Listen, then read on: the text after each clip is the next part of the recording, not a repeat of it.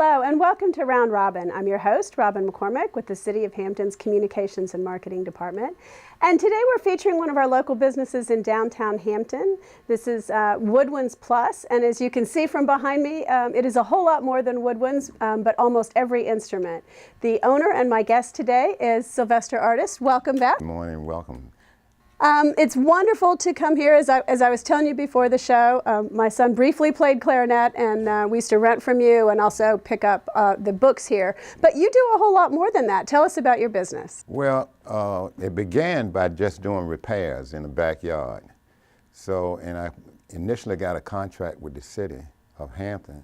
Then I found myself with a yard full of instruments and during the day, and I went and rented tents, and I rented other places to store the instruments. As I repaired them, I would go and pick up some, fix them and carry them back, then deliver them to the school. But basically all my life I've been repairing instruments. I always had an instrument. My father was a musician. There were always instruments around the house. And he would tell me from time, when they finished rehearsing, sometimes if they had an engagement the following night, they would leave the instruments at the house and tell me not to bother the instruments. No sooner than he went out the door, I was in there banging on somebody's instrument. But I just always enjoyed music, and I have always had an instrument that I thought needed some repairs. And as I began to do repairs, I found that a lot of my constituents, they were more like me than I could imagine, meaning that when they were growing up, if anything were broken, they would try to fix it. I always figured that it was already broken, so I couldn't do it. I couldn't do it any harm. That's right. Yeah, that's right. And I really enjoyed it. Every day is a new experience. So you're really self-taught in a lot of ways. Yes, but I had an opportunity to learn at another repair shop, and they were very kind to me and taught me a lot. But like I said, a lot of it was just a natural ability, and I think it's part of being a musician. Sometimes you got some natural abilities, but it takes work. It takes work. I found that working on instruments, if I were to work on an Artley clarinet every day of the year, each one of them would be uniquely different from the other one. It's always something different about making them play, yes. And what instruments do you work on? I mean, woodwinds, you said, were your specialty. Yeah, woodwinds, I work on trumpets, I work on guitars, I work on percussion. Yeah, I work on percussion. One year I had the contract for percussion work, and I worked on everything from timpanis to marimbas, xylophones, you name it. Anything that had to do with percussion I was working on. But it's always a learning experience, and that's why I really enjoy it. All right, and you sell supplies, reeds, yes. Sheet music? Yes. Like I said, initially when I started, it was about repair.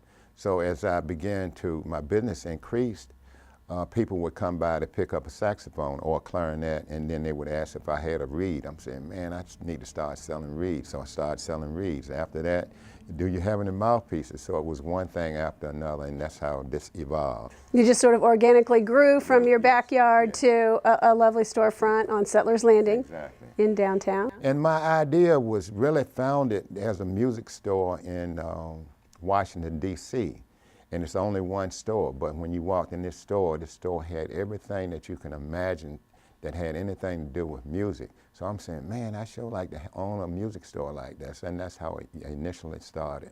Now before, or maybe it was also while you were doing the repairs, you were a musician yourself. Yes. You still are, but tell us about some of the bands you played with in the earlier days. Well, in the earlier days, believe it or not, I started with a guy named Jimmy Miller. He was a country and western guy. He had an old 1958 blue Cadillac, and every time he put it in drive or took off from a light, the front seat would slide all the way to the back.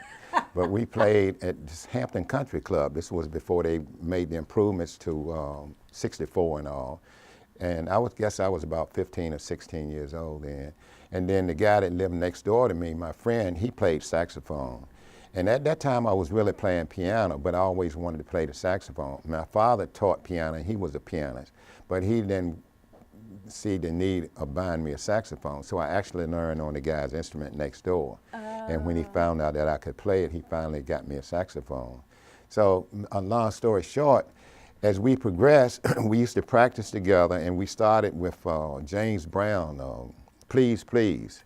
And in his room, we played a record and learned the parts. And you just learned by ear. We learned was from your ear. father, did he read music? Or was Yes, his he all by did. ear And, too? oh, he Okay. was really insistent on My that. mom and grandmother also taught He would, piano, so if he come came from that home background. and caught me playing Charlie Parker trying to learn a solo, put that record down, go get a book and try to learn to read it. Them boys don't know what they're playing, you know, but they were really playing, and they were inventing music as they went along. Right, the new But jazz, yeah. as I progressed, we had a band called the Rocketeers.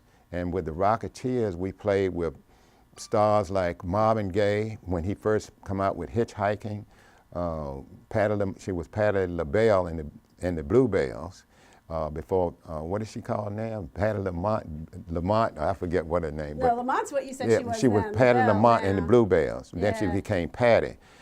We played with Gladys Knight and the Pips. It's just been so many different groups, and when they came to town, most groups, they traveled by themselves, so they had to hire a band. And we became pretty well known, so oftentimes when different groups came to town, they specifically asked for the Rocketeers. And we were a pretty solid group.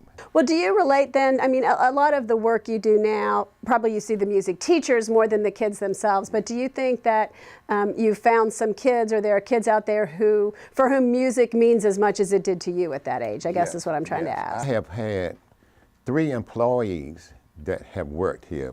Hannah, her picture's on the wall, for an example. Another gentleman, Curtis, he was a musician. And Atwood, Atwood, he's learning to play saxophone and doing a pretty good job on the piano. So, and Nakia as well. They are all musicians in their own rights, and they really are as dedicated as I am about the music. They really enjoy it. Well, thank you so much, Vess, for letting me come by and learn a lot more about what it is you do here in Hampton. I appreciate that. Thank you. And thank you for watching. I hope you've learned a little bit more about Woodwinds Plus and this homegrown music industry right here in Hampton. Thank you.